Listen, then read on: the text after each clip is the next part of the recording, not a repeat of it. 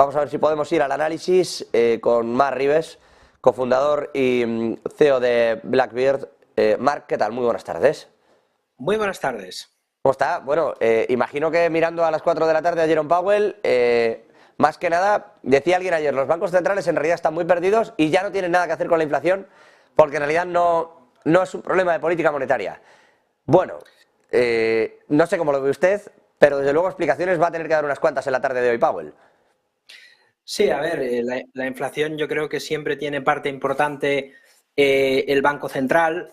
Es cierto que es diferente lo que estamos viendo en el Banco Central Europeo del Banco Central Americano, de la Fed, porque la contundencia, velocidad a la hora de normalizar los tipos de interés tiene un impacto diferente en Estados Unidos que en Europa, ¿no? Y ahí el contrapeso, o la pregunta es si tiene sentido no subir los tipos esperando que se solucione sola la inflación, que ya vemos que no, porque tenemos miedo de que esto suponga un coste excesivo para los ciudadanos y además para el balance del Banco Central Europeo.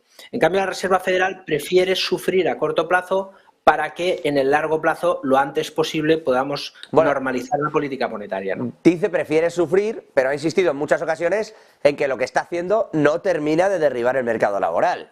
No parece que la economía, por más que suban, esté sufriendo tanto, más allá de la vivienda, que parece que es el único sector que lo nota claramente.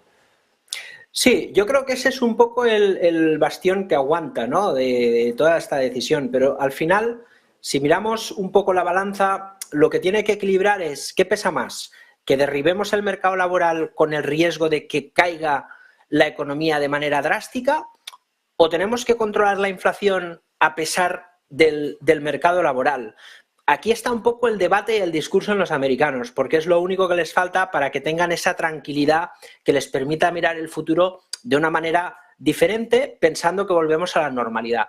Nosotros pensamos en Blackbeard que va a ser muy difícil volver a la inflación del 2% y que la Fed en algún momento debería de cambiar ese objetivo de mandato y en el interín ver si la economía puede sujetarse con este nuevo escenario de inflación. Nosotros pensamos que sí porque es lo que está pasando, ¿no?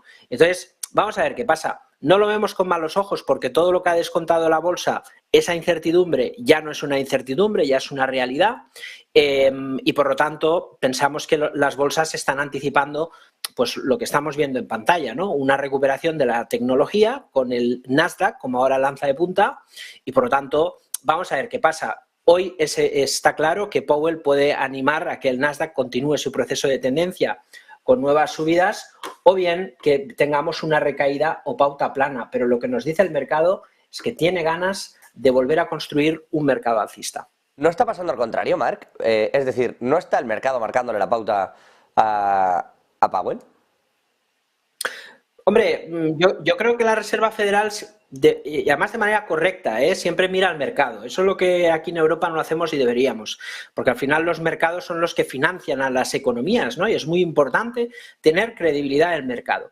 Entonces, lo que está haciendo el mercado es simplemente entender unas condiciones monetarias y económicas y luego unas condiciones de valoración. Es cierto que en Estados Unidos no tenemos lo que estamos viendo en Europa, pero yo creo que mucha gente está esperando el crash y muchos analistas están hablando en este sentido en indicadores como el VIX, ¿no?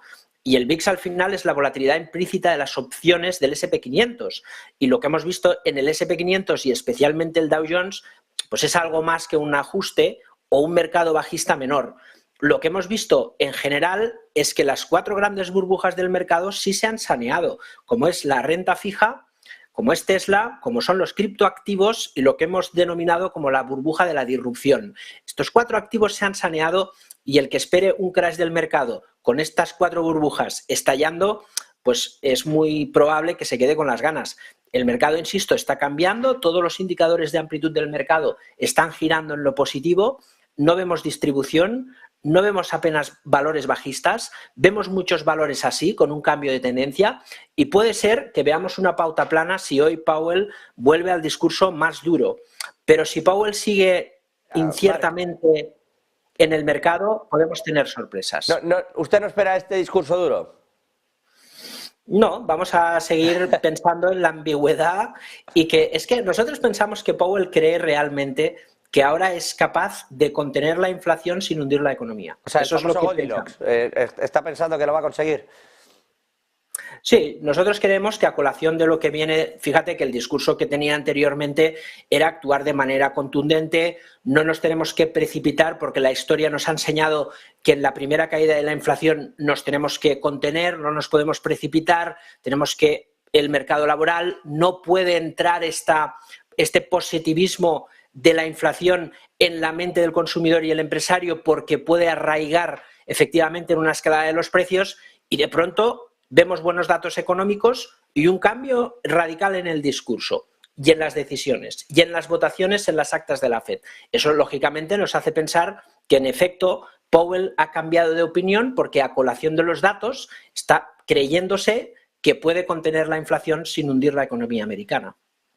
Bueno, vamos a ver si lo consigue, que sería curioso desde luego ese escenario. Antes de dejarle marchar, permítame, no sé si ha podido ver que China va a revisar la supervisión del sistema financiero, en general toda la tecnología que tiene, cómo supervisa, quiénes son los reguladores, está despidiendo incluso altos cargos del partido que estaban encargados de este tipo de asuntos para realizar estas modificaciones y de alguna manera occidentalizar todo el proceso de manera que consiga atraer capitales. ¿Usted cree que China, a lo largo de este año, siempre se ha hablado de China como un elemento que, bueno, podía tener ciertas ganancias, donde se podía buscar dinero, donde se podía invertir, pero que corría ese riesgo regulatorio, ¿no? Esa seguridad jurídica que de pronto te podía variar y, bueno, pues eso lo asumías cuando invertías allí. ¿Cree que China va a conseguir virar este entorno sin cambiar de modelo democrático, sin cambiar el modelo político, es decir, readaptando su tecnología y su regulación? ¿Cree que efectivamente va a conseguir que esa atracción de capitales, por fin, de los grandes fondos pase a China? Ojalá, la verdad que sería muy interesante porque al final la mejor manera de allanar el camino económico y el crecimiento es con la libertad, con la liberalización y que lo que hemos visto antaño, que ese mensaje constante de regularizarlo todo, fíjate que ha pesado mucho en compañías como Alibaba, por ejemplo, que tiene ahora unos precios excelentes, Tencent, etcétera, etcétera, y que ahora China, después de la crisis sanitaria, necesita como agua bendita de mayo crecer, ¿no? Y fíjate que cambian rápidamente el discurso. El mero hecho de que este debate esté encima de la mesa, yo creo que ya es una muy buena noticia. El hecho de que lo consigan, veremos, esperemos que sí, pero nosotros pensamos que China es una buena inversión y si esto se lleva adelante, China tiene que estar sí o sí en las carteras después de este último año que ha sido nefasto. Bueno, China y entiendo el sector energético también. O sea, mientras siga cayendo esta, mantenga usted en cartera energía, que es lo que gana.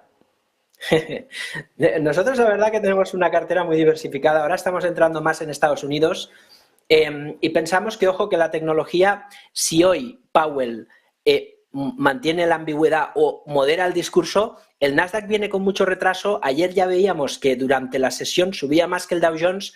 A lo mejor vemos una rotación, menos Europa, menos ciclo y más tecnología, porque al final el mercado se anticipa, estamos en marzo y si bajan los tipos de interés en el último trimestre queda nada, con lo cual no descartemos también la tecnología por ahí, que nos puede dar una buena noticia.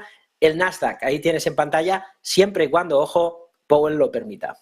Marc, es que no me deja de tirar perlas, pero ¿cómo que si en el último trimestre del año vemos bajadas de tipos de interés? Bueno, vamos a ver. Estamos ahí hablando de. ¿Usted lo ve posible?